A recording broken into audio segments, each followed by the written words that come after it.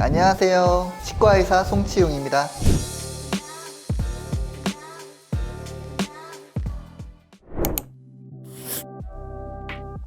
사랑니 같은 경우에는 과거에는 똑바로 나는 경우가 많았는데 현대인들 같은 경우에 얼굴도 작아지고 식습관도 변화됐기 때문에 똑바로 나지 않고 잇몸에 묻혀 있다거나 누워서 난다거나 해서 이것들이 충치나 아니면 염증을 일으키는 경우도 많이 있고요. 보통 나는 시기는 사춘기에서부터 20대 한 초중반, 이때 구강 밖으로 많이 맹출된다고 보시면 되겠습니다.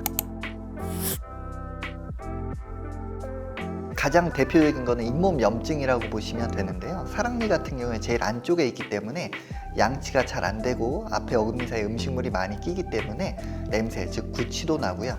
앞에 어금니가 썩는 경우도 있어요. 그리고 사랑니가 날 때는 보통 누워서 나기 때문에 앞에 어금니를 밀어서 치열이 좀 불규칙하게 되는 경우도 생기게 됩니다.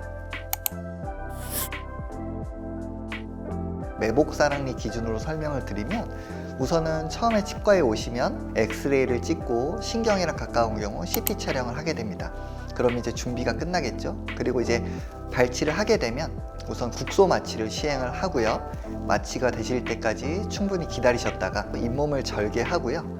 절개하고 나면 저희가 이제 치과용 드릴을 이용해서 덮고 있는 뼈를 좀 다듬고요. 다듬고 난 후에는 치아를 저희가 조각을 내요. 뿌리 쪽도 다 조각을 내서 빼게 되고요. 빼고 나면 뺀 자리에 피가 좀 많이 나고 붓기도 하고, 그 다음에 공간이 좀 커요. 통상적으로 지혈제 같은 거를 넣고요. 한두 바늘 정도 꼬매고 마무리하게 됩니다. 그리고 발치를 하신 후에는 한 일주일 정도 후에 실밥을 빼게 되면 사랑니 발치는 마무리된다고 보시면 되겠습니다.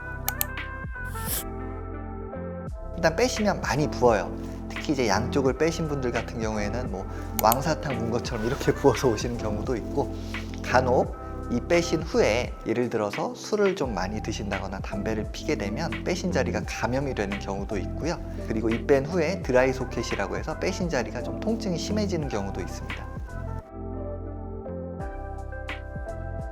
일단 사랑니를 빼시게 되면 마취가 풀리는 데 한 2-3시간 정도 걸리는데, 그 시간 동안은 식사를 하시거나 하시면 안 돼요. 왜 그러냐면 입술이나 혀를 깨무시는 경우가 많이 있어서 일단 마취가 풀리신 후에 식사를 하셔야 되고, 술, 담배 절대 하시면 안 돼요. 왜 그러냐면 술을 드시게 되면 이제 염증 같은 게 좀 생기기도 하고, 담배를 피우시면 빼신 자리가 잘 안 아물어요. 그 다음에 이 빼신 자리로는 며칠간은 좀 식사를 피하시는 게 좋을 거예요. 수술한 자리가 안 아물었기 때문에 최대한 좀 안정을 취하시는 게 좋겠습니다.